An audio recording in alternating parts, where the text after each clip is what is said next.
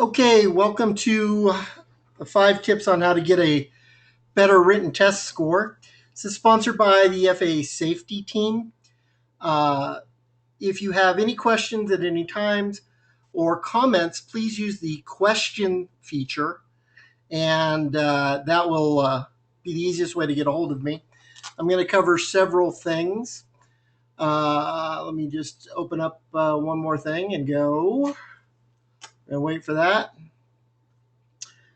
Hey y'all, how you doing? I want to say a special welcome to people from all over the country, including people from my family's home state, Texas. Glad to have y'all. We also have an international person from Mexico who I used up my entire Spanish vocabulary with in about 30 seconds. Thank you guys so much for coming, and we're going to start the presentation right now. So the FAA safety team is an all-volunteer agency led by a few paid FAA employees, and the goal is to reduce general aviation accidents. Now, they've been mandated to reduce general aviation accidents. However, because of budget cuts to all forms of government, the FAA safety team essentially had their budget cut to zero a year and a half ago. If you would like to reduce general aviation accidents, I would love to talk to you offline after the webinar about how you can volunteer and join the FAA safety team. You don't have to be an instructor. There's a student pilot who's an actually fairly active member, and we would love to have you all join. A little bit about our nonprofit, Pilot Safety Institute. I started a couple years ago with simply one goal: keeping little airplane accidents from showing up on the TV news and Facebook. So it's a California nonprofit organization. We survive entirely off private donations and an occasional corporate sponsorship. And we have lots of free classes that we do every year and a bunch of free stuff on our website that you are encouraged to download and share with pretty much everybody you know. So the class tonight is based on my experience not only as a master instructor and a 10-year longtime instructor in Southern California. I'm very active, but I also own a PSI laser grade written testing center, and I'm the testing center supervisor, and we can do up to 100 tests per month. And this is based on my personal experience of watching people pass or fail, talking to them afterwards about why they pass or fail, and how to get better at it. Okay, so here's the goal of the program tonight. I want to have you help me share around the country how we can reduce the student test anxiety. A lot of students get very nervous about written tests. Many people do. I want to reduce that. And by being better prepared for the written test, they're going to have more knowledge and be safer pilots. And the main goal of tonight was to help instructors better prepare their students. The 5 tips I'm going to cover tonight are: learn the material, not just rote memorize answers. I want to help you understand the way written tests are designed. We're going to teach you why you actually need to study the FAA test supplement used in written tests and how you can get it beforehand. The advantages of taking practice tests before you go, and understanding the actual test process. So let's go ahead and start. First thing you need to know is the student needs to learn the material, not just do test prep. Why, and use your questions feature, please. Why do you think they need to learn the material and not just memorize questions and answers? Why do you think that's important?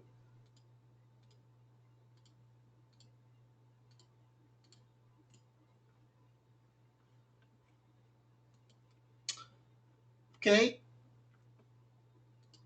J.R. Hines. J.R., how you doing, buddy? For their own safety. Mert Zhang, it'd be more efficient.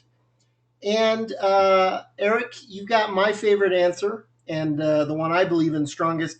Eric McCurdy says, memorizing questions and answers won't prepare you to handle an emergency or plan properly. And lots of people, including Jim Garner and many other people, are covering that real life is not a memorized test question. So studying by rote or cheat learning websites, and we all know the name of a fairly popular cheat website that promises and guarantees that they have the actual test questions, that you'll never see a test question on an FAA test unless they show it to you first. Well, there's two main problems with learning by those websites alone. First one is rote memorization for a written test may get you through the written test, but the most common failure in check rides is not in the airplane, it's on the oral exam. And people who tend to only train by rote or what I call cheat learning websites do fine on the written test. They're usually done in 20 to 30 minutes, but they typically fail a check ride in the oral exam. Even worse, as many of you have said, it doesn't really prepare you for real life flying. The other problem is specifically one cheat website, or what I call a cheat website, actually on their website encourages illegal behavior with guarantees that you'll never see a question that you haven't trained by with them. The FAA does not release actual test questions anymore, and they on their website, at least as far as a week ago, have a guarantee that if after the test you send them a test question that they don't have, they'll reimburse you part of your money. Well, there's a big problem with that. And that's considered cheating by the FAA.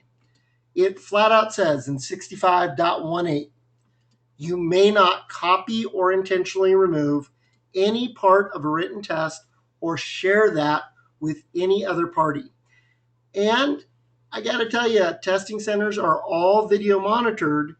And if we see you taking notes, if we see you trying to remove scratch paper or any part of that from the testing center, we have to report it to the FAA. And it says that they will not allow you to get any airman or ground certificate for a period of 1 year, and that any certificates you already have, they may actually revoke. And revoke means you kind of got to start from the beginning. There's more to that, but the penalties for doing this are very, very harsh. Some interesting, scary stats for you, and this is based on just studies I've done. One of the most commonly failed written tests is actually fundamentals of instruction, and 90% of the people who fail it, when I ask, well, did you read the aviation instructor's handbook? 90% of the people who fail that test, and it's about 40 to 50% of people who come in for the test fail it, say they've never even read the FAA handbook. Well, if you've never read the material, but you've just tried to memorize sample questions, it's not going to work out for you. And in another interesting survey, 75% of people who fail the private pilot written test say they studied only using test prep books or websites. So if you remember, as flight instructors, RUAC, or the 4 levels of learning, rote memorization or parroting really is only good for passing a written test. But to pass an oral exam, you must be at a level of understanding. To actually pass a check ride in the flight test, you have to at least be at application, but correlation is what's required if you're going to survive a real life emergency, because all emergencies are different. I had an engine fire, an actual in-flight engine fire, about a week and a half ago, and through a lot of training and a lot of experience, was able to just quickly turn back, shut off the fuel, and make a safe landing back at my home airport. And I got to tell you, knowing how steep to turn and declaring an emergency and shutting off the fuel and all that would never occur to somebody who has just memorized test answers. So the goal of all pilot training is to be safe pilots and not reduce accidents. It's not to pass a written test. So there are 4 basic styles of learning, and as student pilots or instructors, we can help our student pilots learn the content and the concepts if you match their style of learning. A visual learner is best served by online training, iPad or video training. I trained heavily using the King videos for my pilot certificates. I've also used ASA and Sporties, and I like them as well. And there are many, many options. These are just the three biggest. If they're in auditory learning, many people don't know that ASA and Gleim both produce CDs you can listen to in the car that are audio reviews. How would you know somebody is perfect for this? If they listen to audiobooks. If they are a read-write learner, there are many popular textbooks. I got to tell you, the FAA Airplane Flying Handbook and PHAC, or Pilot's Handbook of Aeronautical Knowledge, is going to have everything they ever need. My personal favorite, and this is my personal opinion only, I'm a huge fan of Rod Machado. He's based in Orange County. He's speaking at one of our public safety events. I love his books. I just think they're funny. They've got cartoons, and I love his style of teaching. But I have used the Jeppesen manuals and the ASA manuals, and they all work well. Now, a read-write learner needs to read the content. We are not talking about a test prep book. That is something entirely different. Now, a kinesthetic learner, or somebody who learns by doing, is best served by taking an organized ground school. Many flight schools and many community colleges offer this. Or they can just do one-on-one training with their CFI. The problem is that the vast majority of flight instructors are doing it or start teaching to build hours, and many do not like and kind of avoid teaching ground. I'm not saying they all do it. A senior instructor or a master instructor that's been teaching for several years typically includes ground in every lesson, but some young flight instructors are not even paid for ground time by their flight schools. They are only paid for flight time. So there's some incentives against doing ground training with their students, but it really is one of the most effective ways. And I will tell you, the best students and the highest scores I ever seen have always used more than one. Any student that comes for a written test or goes for a check ride that has watched a video program, read an actual textbook, and done some hands-on training with the CFI is always going to score very, very high and do very well. If you have a question, again, please use the questions feature. If you raise your hands, I can't really acknowledge it that well. So direct test prep, which most people think of the Gleim or the ASA written test prep booklets, really only work and are effective after people have learned the important concepts and core material. Personal favorite, Gleim produces a wonderful project. My personal favorite is the ASA private pilot or any of their written test books, because it includes the actual testing supplement as a separate book. And this is the exact same testing supplement that people will use during the test. And as I cover later, having some familiarity and studying these test supplements before you get in the room will directly increase your score. And if not guarantee, give you a really high chance of passing the very first time. All right, the number 2 prep. You got to understand the way the FAA structures their questions. There's 3 things everyone needs to know about FAA test questions. 1, if you leave a question blank, it's always going to score as wrong. 2, they are very literal.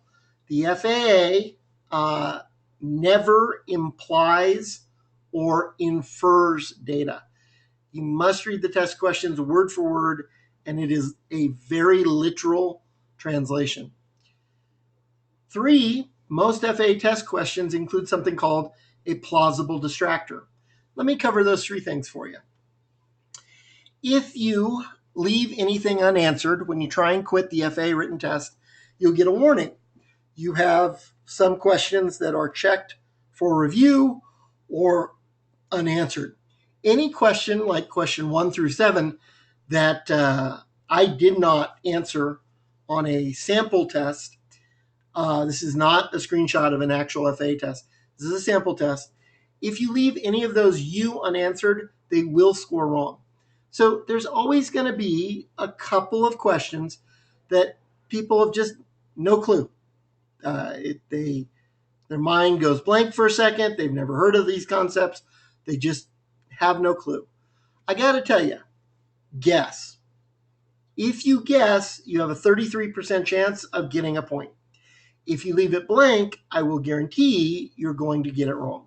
So at least guess. Tell your people, if you've never seen this question, mark something. And it really doesn't matter what choice you mark at that point, but I will show you how to narrow it down. Second thing you need to know about the FAA questions is they are very literal. Do not infer or add to the question, or as I tell people, don't make stuff up. Read word for word and never add anything else. So here's a question. The wind condition that requires the maximum caution when avoiding wake turbulence on landing is a... Well, the answer is completely different if the student starts thinking, well, the airlines, which are the big heavy airplanes, land on a different runway. My normal air runway crosses that runway. So the wind on my runway would have to be... Don't do this. Don't think, don't add, don't infer or imply anything. Only answer the question as phrased. Many people who miss questions do this, and it gets them in trouble every time. Third thing you got to know about the FAA questions is almost all of them include something called a plausible distractor. The FAA tests are set as a multiple answer and or multiple choice is what most people call them. And they're always going to have three answers. One that is just totally wrong. You haven't studied and it sounds good. Number 2, there is a correct answer. And number 3 is similar to correct, but it's wrong in a very small difference or detail. And people have complained that these are trick answers.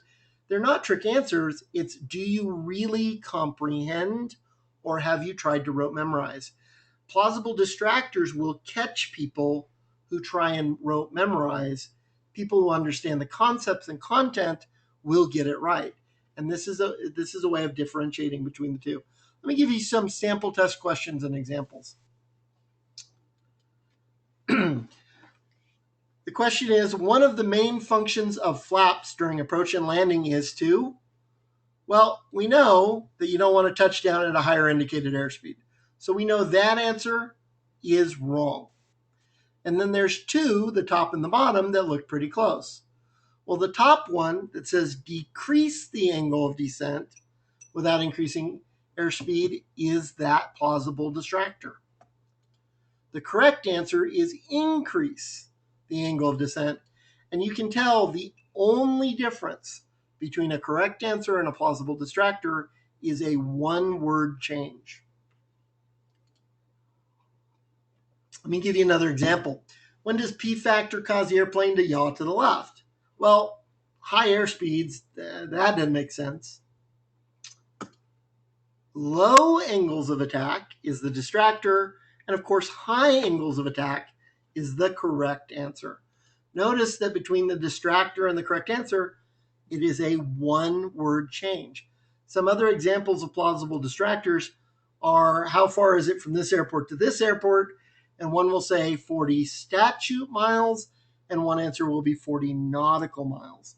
The way to avoid missing questions with plausible distractors, and almost all the test questions add one, the way to avoid missing these questions is to read all 3 answers slowly before you make your choice. Don't pick the first thing that sounds right. Read all 3 answers. Number 3 is study the test supplement. And hi all, I'm back. This is an actual FAA test supplement, the Airman Knowledge Testing Supplement for sport, recreational, and private pilot. You can buy these directly from ASA, or the 2014 test preps all include this as a separate one in the back. I will tell you, as a testing center owner and supervisor, it is identical to the exact one in there. So if your students read these and study everything in here first, they'll have a huge, huge advantage and do much better on the test. Let me show you some examples of things that people need to know. One is, I got to tell you, the answers are in the supplement for some of the questions. You just have to look. So on this sample question, it says, refer to figure 27, area 6. The airspace overlying and within 5 miles of Barnes County Airport is, well, there's Barnes, and it's surrounded by this shaded magenta vignette looking thingy. But if you leave that figure and go, and I'm going to show you on my webcam here, if you look at the beginning of the book, there's a table of contents. And let me show you on the screen what it looks like. If you look in the table of contents, there is the actual legend on page 3 of how to read an aeronautical chart. So if we turn to page 3, well, there it is. And if you look, it very clearly says a shaded magenta vignette is Class Echo airspace with floor starting at 700. You match it to what you see on the picture, and boom, the answer is very, very clear. There are many questions where the supplement includes the exact way how to read charts and other diagrams that will simply give you the answer if you know where to look for it. Another classic example is anything involving an AFD.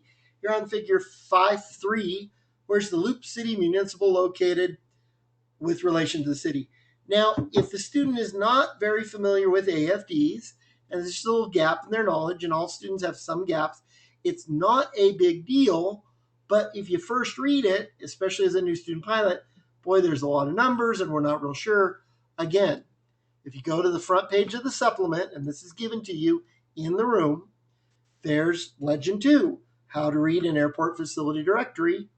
And if you simply look at the legend, the number 5 balloon, which on the legend is 3N, shows the airport location. So it's very easy to find the correct answer just by reading the supplement.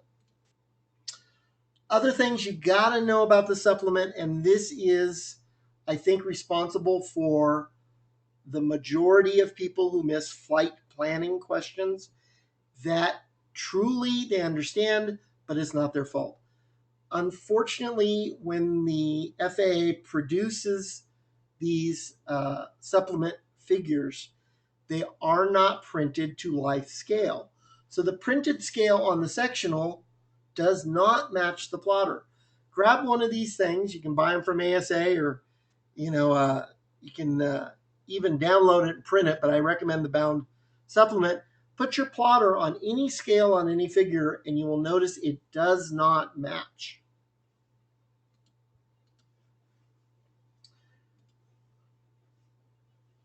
So I'm going to give you this. So referring to figure 25, what is the distance between Bishop Area 1 and Sulphur Area Springs? So I'm going to pick out my ASA Gleim Jeppesen plotter, and I'm going to measure from center of airport to center of airport, and my plotter comes up with a distance of 34 miles. Quick question from Zachary Brown. You get a test supplement during the exam. Zach, hey buddy, you are required to be handed one of these for every written test you will ever take. If the testing center does not give you one, they're in violation and you need to ask for one. Okay? Thanks, Zach. So according to my plotter, this distance is 34 nautical miles. But the proper way to measure distance is just use the edge of one of your pieces of scratch paper. When you go in the test, you're going to get 2 pencils, a set of earplugs, a supplement book, and 2 pieces of scratch paper.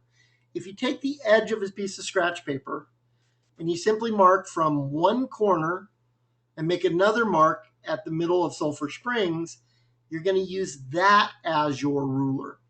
So what you do is you take that distance you've marked on a piece of scratch paper, and you'll notice the distance actually comes out to 37.5 nautical miles, and that is the correct answer they're looking for. So if you use a plotter, if it's just a distance or if there's any type of flight planning involved, your answer is going to be off. That's why you have to measure distance using a piece of scratch paper, not your plotter. If you've never seen a supplement before, or you didn't know that, it's going to lead to some wrong answers. After you study, the best tip I can give you is to start taking some practice computer tests. Many software programs and many websites offer practice tests. And I got to tell you, some of the rote memorization or, a couple of them that I just call the cheat websites, at this point, I think they're fairly effective. After you've studied, after you've read the material, after you've read through the supplement, after you've done everything, some practice computer tests are great. Exams, the number 4 pilots.org, has always been one of my personal favorites because it's free. They're heavily sponsored by a company called Dauntless, which has a nice product. But there are many people that offer practice computer tests. You do want to practice computer tests because doing a computer test is different than just reading a written test book. Brad Williamson asked a quick question. Hey, Brad, are you allowed to bring in a plotter to the test? Yes, and you need to bring a plotter into the test because that's going to give you your true course. Just don't use it for the memory. Don't use it for the mileage. Matthew Crampton, hey, buddy. Referencing the plotter scale issue, will there be a wrong answer that it's the correct mileage on a standard plotter?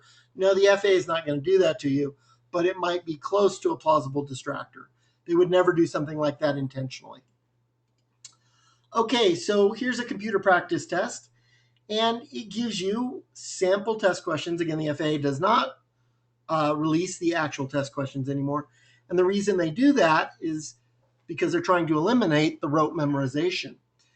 Okay, so a computer practice test is a really good example. Now, Estella Cook, hi Estella, has a pretty good question. Do you need to know about glider, balloon, or helicopter? I'm assuming if you're taking private pilot airplane. No, I will tell you that occasionally on a helicopter private pilot written test, an airplane question will pop up. Occasionally on a airplane written test, a balloon or a glider question will pop up. If you have a question like that, you can actually ask the FAA to hand rescore your test afterwards, and they will throw out those questions. So if you get a 68% and minimum passing score on all FAA writtens is 70, and you say, well, there were 2 glider questions, the FAA can actually throw those out and bring you back up. But if you follow all the tips I give you tonight, it's not going to matter. You're never going to be that close. Okay. So after people take the practice computer test, it's really mostly effective. And the real key to success in doing these is not to take repeated tests, but to print out the mistakes and review them one-on-one with a flight instructor. Because again, you're not trying to memorize an answer, and memorizing an answer to a sample question you're not going to see is not effective at all. But this is a perfect learning opportunity for your flight instructor to help you learn the concepts behind. If you miss the same category many times, 30 minutes review with a CFI can simply clear that up. Okay, now after you've taken several written tests, my rule for my flight school and all of the students I've trained is after they take and get a 90% on 2 written tests, they're good to go to take the real test. And I got to tell you, after scoring 90% on a practice test, if you can do that twice, you're ready for the FAA test. And I've never had a student score less than 85 or 90 on the real test. I've never had a student fail if they do all of these things. Okay, number 5.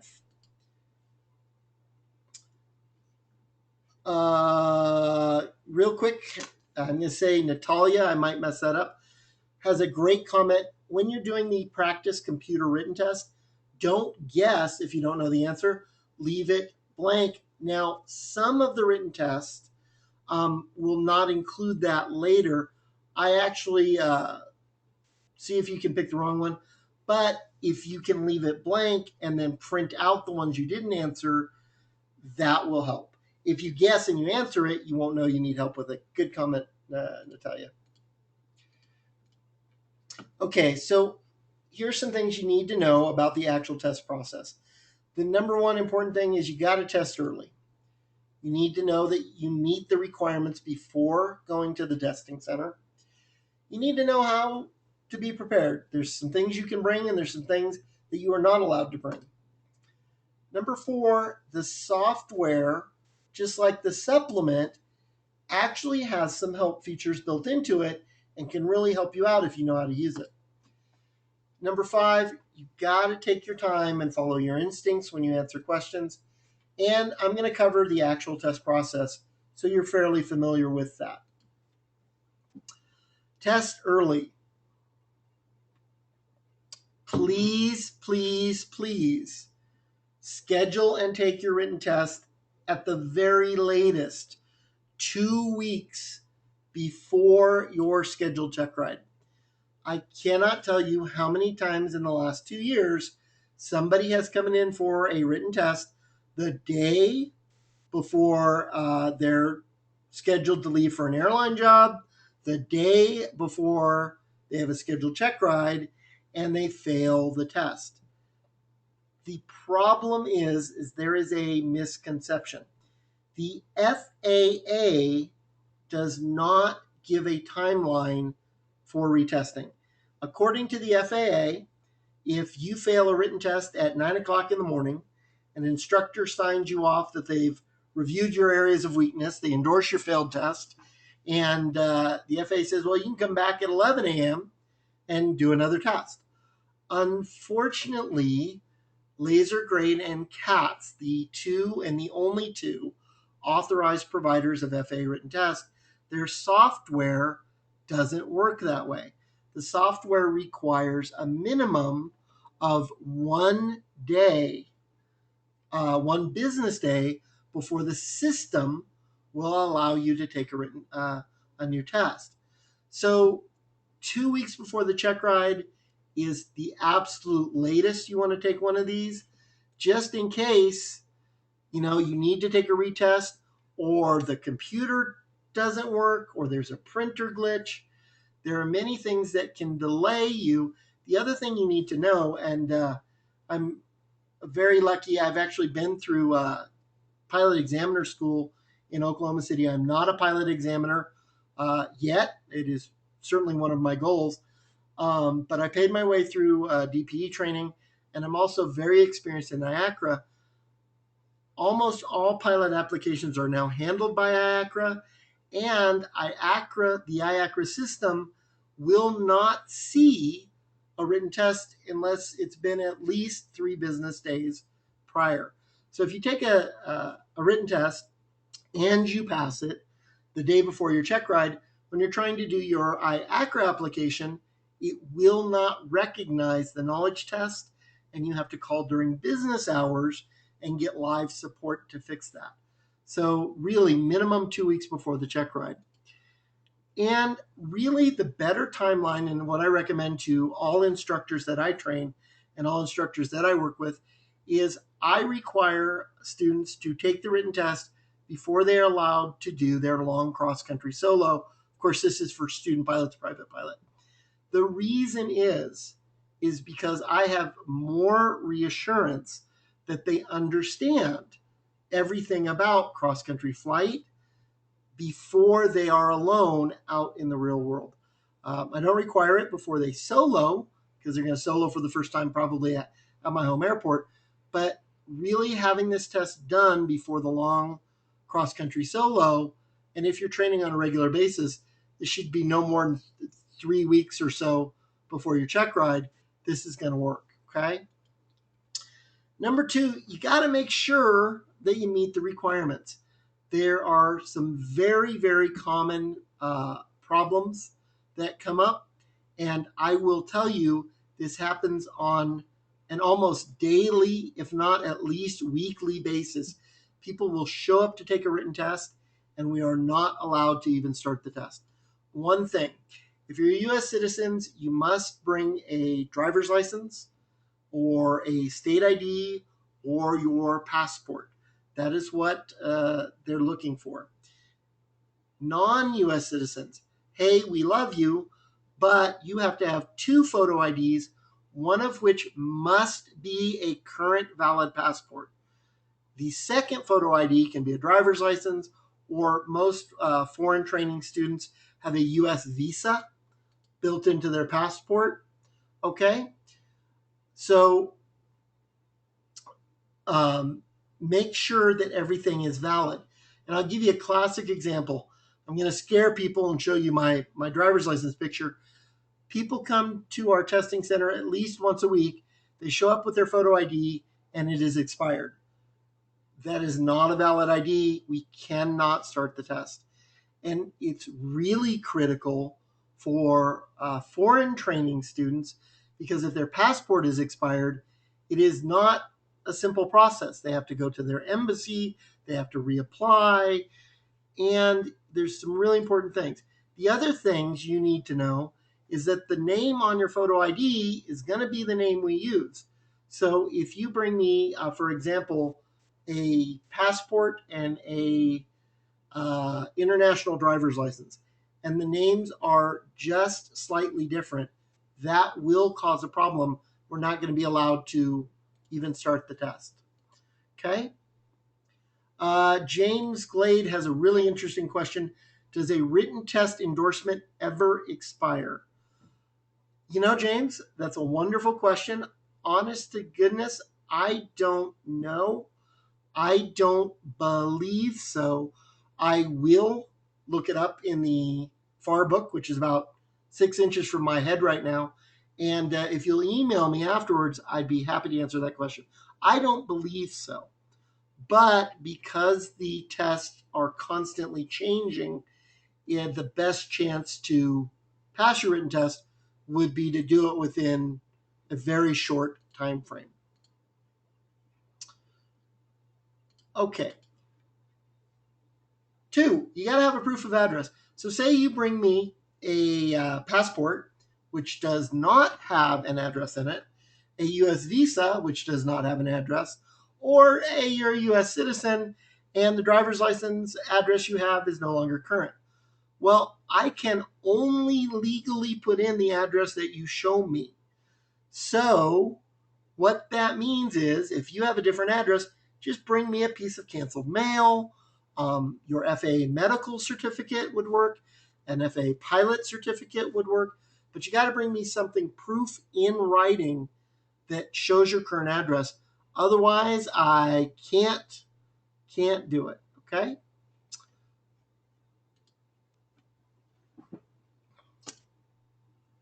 And many people are offering answers on the does a test endorsement expire, but they are all contradicting each other. So I will look it up and I will find out if anybody emails me afterwards.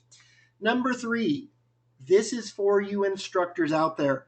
God, we absolutely love instructors that do endorsements. I certainly, as a testing center person who makes money on written tests, certainly appreciate you sending them to my facility. But the blank endorsements in the back of almost every mass-produced logbook are illegal, and they will not be accepted, and your student will not be allowed to take the written test. So here's one out of a mass-produced, very popular logbook, and it says, Private Pilot Aeronautical Knowledge Test. I certify that blank has received the training and possessed the knowledge required by 61105. I've trained them or evaluated their home study course materials, and I have determined that she is prepared for the private pilot knowledge test. This is not a legal endorsement. And with this endorsement, we cannot allow a student to begin the test because it doesn't say which private pilot knowledge test. Are you endorsing them for glider, lighter than air, rotorcraft, airplane? We don't know, and we are not legally allowed to start the test because we can't take the student's word for it. So make sure that every flight school and every instructor you know sees this. You'll get a handout afterwards, and this webinar will be recorded on our YouTube that you can share with every instructor and flight school all over the country. Please make sure they especially pay attention to endorsements. An endorsement is not legal unless it specifically says which private pilot knowledge test. And this is true for commercial, instrument rating. You gotta tell us if it's airplane, rotorcraft, lighter than air, glider. It must say in the endorsement which private pilot knowledge test they are qualified to take. Okay, students, you need to know what you can bring and what you can't. So I want to go over what you're allowed to bring into the testing center and what you are not allowed. Rodrigo has a great question, and let me go back one slide. Can the instructor handwrite the word airplane or rotorcraft on the pre-printed endorsement? Yes. It happens all the time. People come into our testing center, and I say, well, you can't take the test. Is your instructor at your flight school? And they'll say, yeah, they're at the flying club, or yeah, they're at the school. I say, not a problem. Take your logbook, take this black pen, walk back down to your instructor, have them write in the word airplane, come back, we'll start your test in 5 minutes. It's not a problem at all. And by writing in the actual test, it is 100% legal. Happens all the time. Okay, let's go back to students. What can you bring into the testing center and what can you not bring? A, please do not bring backpacks, books, cell phones, wallets, guns, hand grenades, sodas. You can't take almost anything into the testing center. You're only allowed at most 3 items. And we cannot watch. And I will not be responsible for anything you want to leave open in the flight school. Almost all testing centers are at flight schools. So if you bring a flight bag with an iPad mini and your wallet and your iPhone, and you say, well, can I set it here on the table while I take my written test? Okay, but I'm not going to watch it. I can't watch it. I'm not allowed to legally. So anything you bring that you're not allowed to take the test is just not a good idea. Please leave everything in your car. There's only a couple things you need to bring in the testing center. Most importantly, you need to bring your photo IDs, your proof of address, and your endorsement. At that point, you're going to go back and put all that stuff in your car. There's only a couple things you can actually take into the testing room. One is an E6B, and I don't care, and the FAA does not care, if it's a whiz wheel manual E6B or an electronic. Sporties has a great electronic. ASA makes this wonderful CX2. I'm not a personal fan of electronic E6Bs only because every time I've tried to use one in an airplane, the batteries were dead. But if you want to use one for test prep or you prefer them as an instructor, they are certainly legal. You are not allowed to bring in your iPhone that has an E6B app. So you can only bring in an actual E6B, whether physical whiz wheel or electronic. You're not allowed to bring any smartphones or Android devices into a testing center. You are certainly allowed to bring a plotter. And I got to tell you, I can just flat out recognize the people who use the cheat wrote websites because I say, do you want to use an E6B or a plotter? And they go, nope. Well, if you're not taking an E6B or a plotter into the test, we can assume you're not actually going to do any calculations. However, there is one part of the software you should know, but you need a plotter for these tests. You really need to bring one, and we cannot provide you one. Matthew Crampton, hey, Matt has a wonderful question. can you bring both types of E6B? Can you bring the electronic, the Sporties, or the ASA CX2 and a whiz wheel? Yep, you can bring both. Absolutely. Okay. In addition to the plotter, you can bring a very simple calculator. However, it has to be that we can clear the memory by removing the batteries. So a solar power calculator where we can't get to the batteries or we can't figure out how to clear the memory, you will not be allowed to take. And you are never allowed to take in scientific or graphing calculators. You would never be allowed to use those. Okay? You can't take pens or pencils. You can't even take any paper. Your pockets must be completely empty except for the stuff on the right side of the screen. E6B plotter and a simple calculator is the only thing you can actually take into the testing room. We are required as testing centers to give you 2 and only 2 pieces of scratch paper, and we are required to collect those 2 pieces of scratch paper before we can print out your results. Which means if we give you 2 pieces of scratch paper, you take the written test, you say the test is done, we come into the room, and you only have 1 piece of scratch paper, we're going to ask you to turn out your pockets, and if you won't do that, then we're not going to give you the written test, and we're going to send a report to the FAA that a piece of scratch paper is missing. It's not us. It's not our choice. This is the law. We must follow it. But we're going to give you 2 pieces of scratch paper. We're even going to give you 2 pencils. We'll even give you a set of earplugs or hearing protection to damp out extra no's. Howard, will the testing center provide a calculator? No, the testing center cannot provide an E6B, a plotter, or a calculator. However, I will show you something in just a few minutes that will help. Richard Wilcox, what about water? That's going to be up to the testing center. I have a water cooler in my testing center with clear plastic cups. I don't have a problem with people bringing in a drink to our testing center, but we have to inspect the drink. The FAA has gotten so serious about people cheating that if you go to the bathroom, you have to be accompanied by a proctor. If you're going to bring in a hat, we have to see the inside of the hat. If you're going to bring in a soda from 7-Eleven, we have to be able to see all the way on the inside of the cup to make sure there are no test answers. Now, I have never caught a student cheating. None of my proctors have ever caught a student cheating. And we pay pretty close attention. You're being video watched the whole time. We've never caught this behavior, but I do know it happens, and the FAA is very, very serious about that. William Owens, what about your car keys? I don't care if you take your car keys in there. Okay. Now, I will tell you that the laser grade, which is now called BSI, or the CATS testing, does have a calculator built in. Real quick question from Brad Williams. Hey, Brad Williamson. Brad, can the testing center run multiple tests?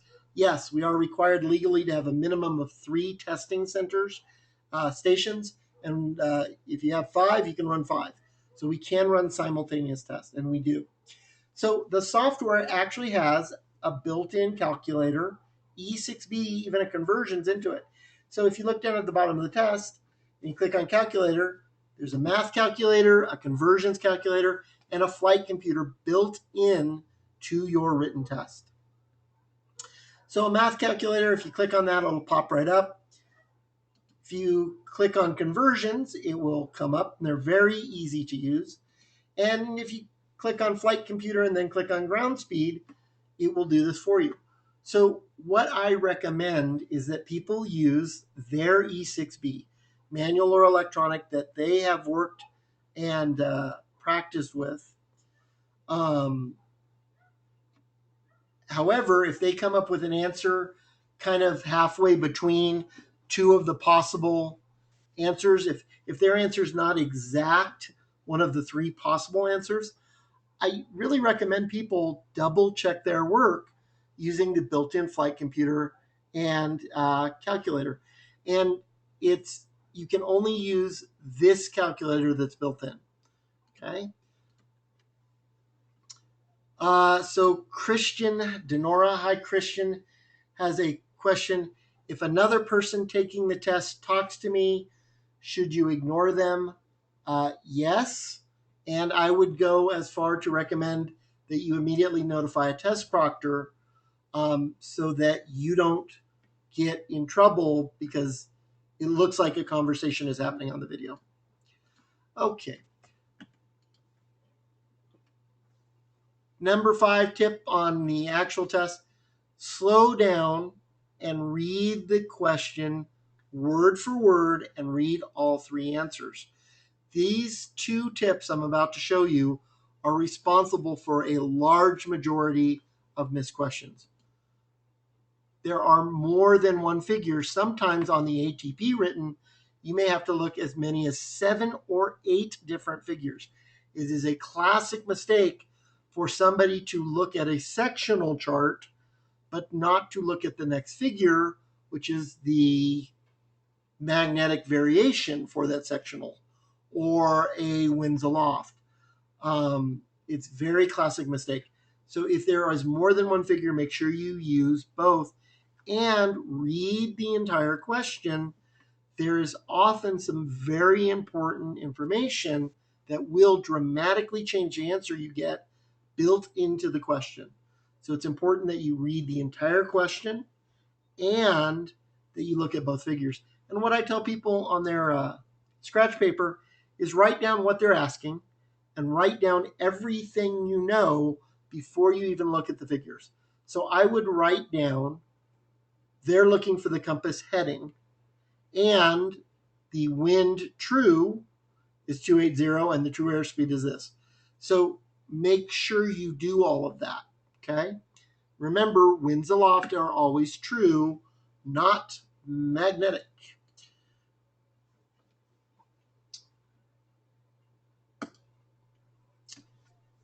And don't change your answers on review.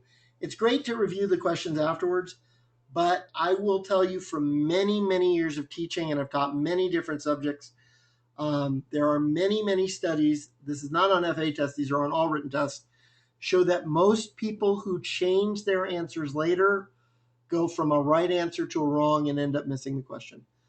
90% of the time, your instinct and first choice is going to be the correct answer. That's the way memory works. Now, if you look at a question and you realize, and you're 100% sure that you accidentally selected the plausible distractor, change it. But if you're not sure, my personal advice is keep your gut instinct. Usually the first one you pick, if you're careful, is going to bring the correct answer. Brad Williamson, another interesting question. I've never been asked this. If another student has interfered with my test, can you retake the test? Talk to the test proctor. We will call our testing administrator, and I'm sure that's going to be the case. Okay. So the actual test, once you're actually inside the room, there are 3 very simple rules to follow. You are being watched, and we must legally stop the written test and send a report to the FAA if you are seen talking,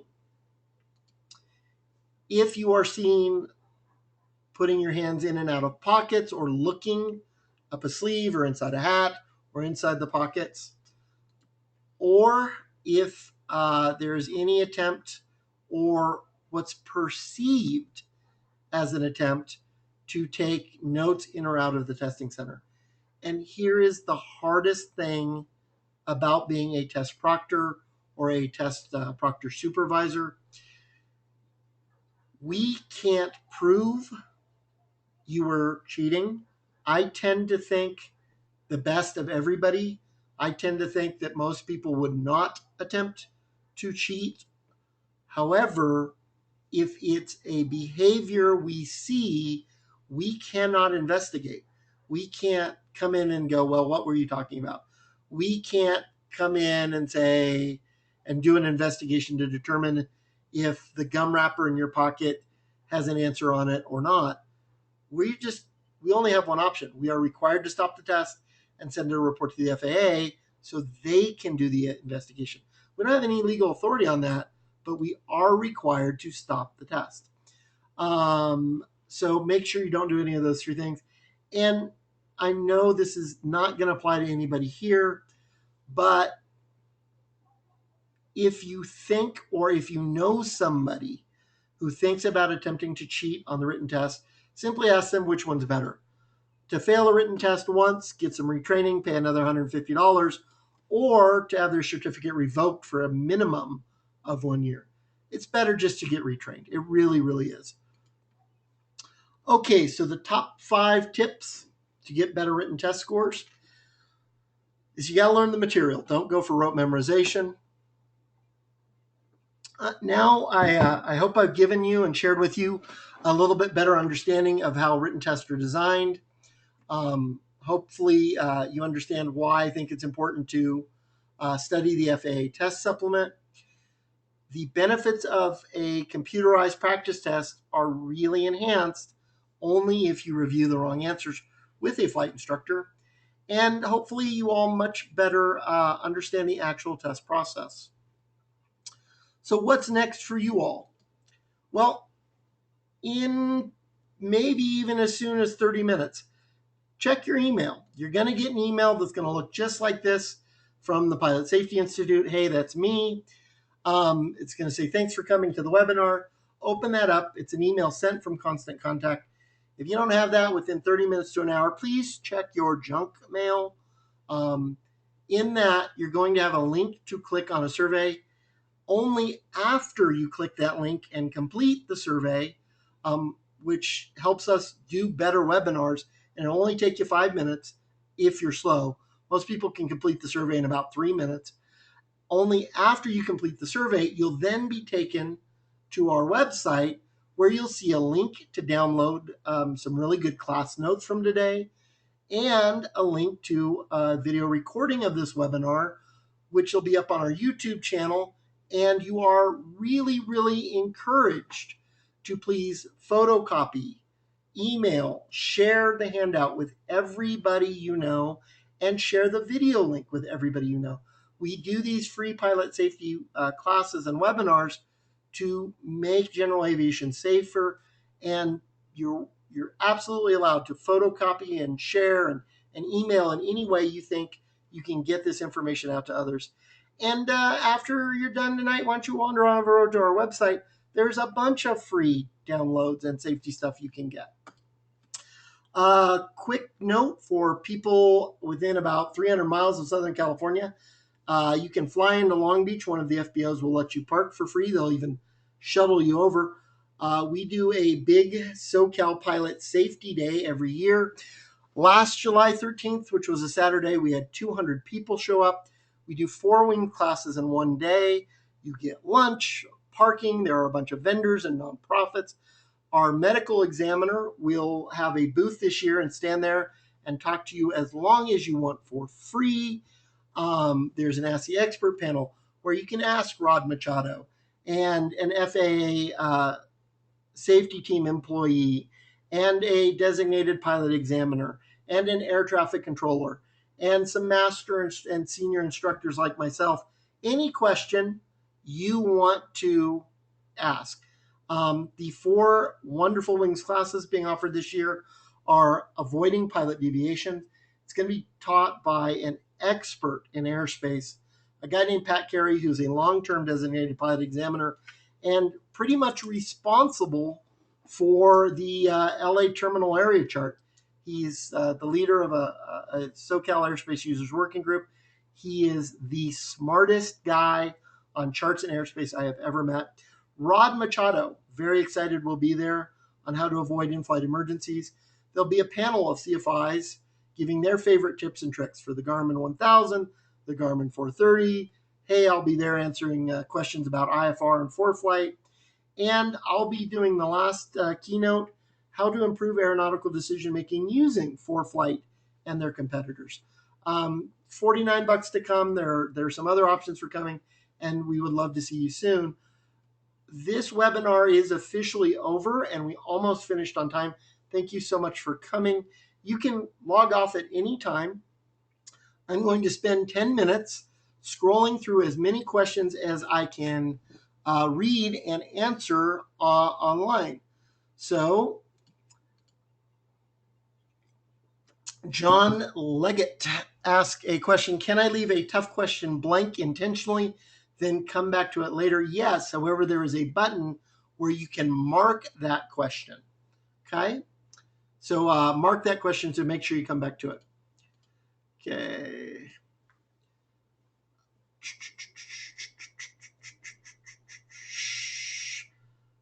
Lance, that's a really specific question. Lance Fisher, email me that. Let me answer that offline. That's a really specific question. I got an answer for you, but let me answer that offline. Connor Duchin says a bit of a tricky question. I love those. Does a photo ID from a university work since it is technically government issued? No. They're not going to be accepting that. They want a state photo ID, a state driver's license, a state personal ID. So a university ID will not be accepted by a testing center. Okay. Christian DeNoro, do I have to be endorsed by my CFI to take the test? Anybody can give you an endorsement to take a private instrument or commercial written test. Many software programs like Gleim or ASA Test Prep or King or Sporties will actually send you an endorsement after successful completion of their program. And there is never a instructor endorsement required for any instructor, ground or flight, or any ATP exam unless you have previously failed that exam. Okay, and delete. Okay, good. I'm going to just get through these. Time limit. Darby Chung. Hi, Darby. Asks, what is the time limit for the test? Private pilot gets 3 hours or 180 minutes, and there's a countdown timer. Use all of it. You paid for 3 hours. Take your time.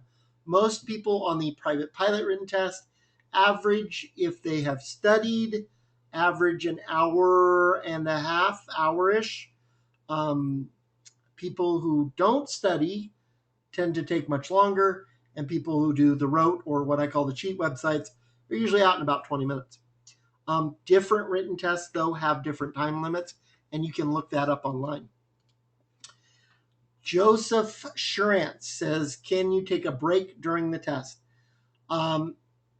You can leave the testing room only in the presence of a proctor. So if you want to go outside and smoke a cigarette, it's probably not going to work because that proctor is required to monitor everybody in the room. Our video surveillance in my particular testing center is mobile. For instance, if you need to use the bathroom during a written test, that's a human need. You certainly can do that, but a proctor must go with you and physically look in the stall before and after to make sure nobody's sharing tests with you. My best advice is just like my mom and dad used to tell me on long road trips, make sure you go before we start. David Hightower brings up a great point. Thanks, David. You do need to pass the written knowledge test within 24 months of taking the practical test. Crystal Harris. Hi, Crystal. Is it better to study the FAA test supplement only or also to study the third-party supplement? I like the Gleim and ASA written test supplements because they have sample questions, but it is very important to study both, not just one. Okay.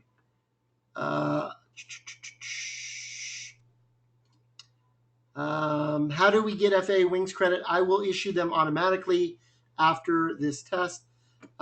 Dave, hi. Yeah, the SoCal Pilot Safety Sunday is a flying event. Come on in. Julie Benson, what is FAA wings credit?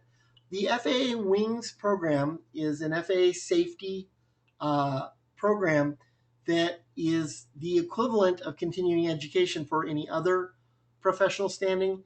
In fact, if you do 3 online or in-person live classes, or what we call ground activities, and you complete 3 approved flight activities, the wings phase will actually replace the need for a biannual flight review. So if you do 3 of these online courses or attend any combination of ground events and online or video courses, and your flight instructor takes you up and completes 3 flight activities, which is basically the private pilot, commercial, or ATP practical test standards, you do not have to do a biannual flight review. It replaces the need for that. Many insurance companies will give you a discount if you are in active wings phase. And I got to tell you, I just had that real life engine fire on a rental airplane at Long Beach.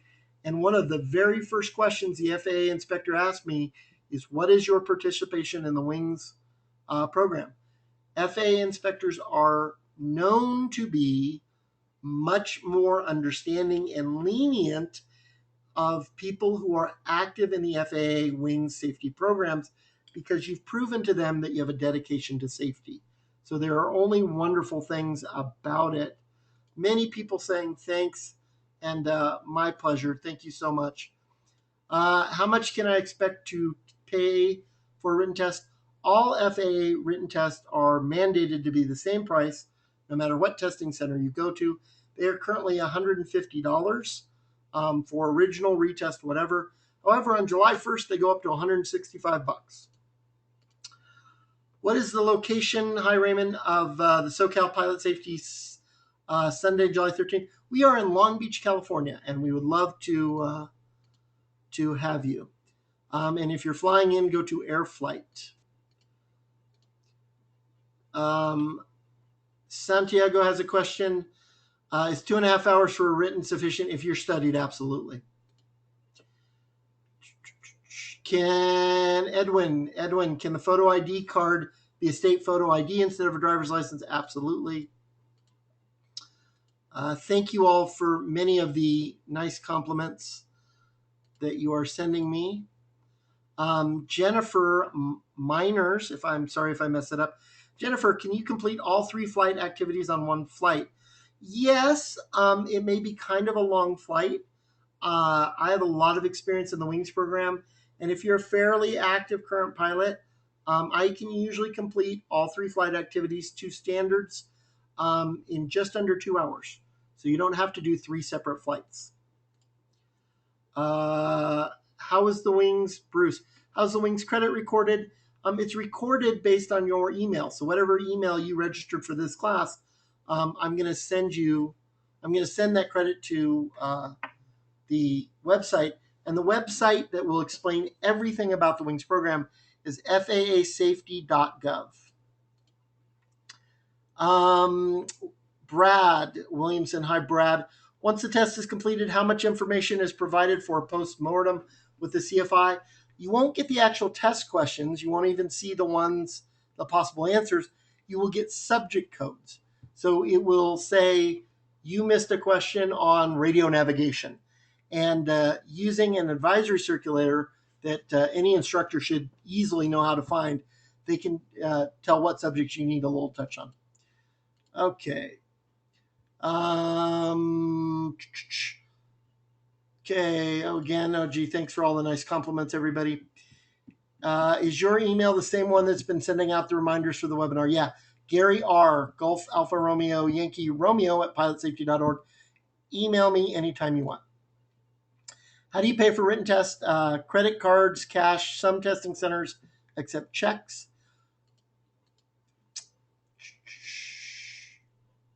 Okay, I'm trying to get through as many as I can. Would my non-U.S. citizen wife need an FBI background check? No, there's never an FBI background check for written tests. They just need to have 2 current photo IDs. A non-U.S. citizen does need to pass a TSA background check before beginning flight training, but nothing on written tests.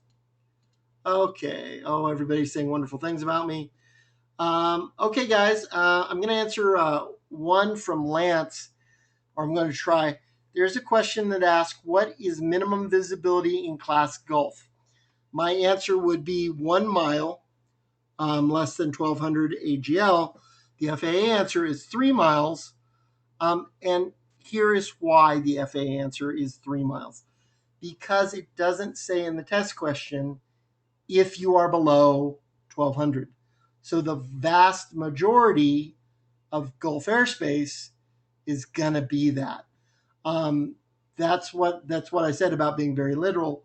You can't assume they mean during the day below 1,200 AGL. That's that implied stuff that gets you in trouble. All right, guys, I am out of here. Thank you so much, and look for an email with a link to this recording and handout in about 30 minutes. Thanks, guys.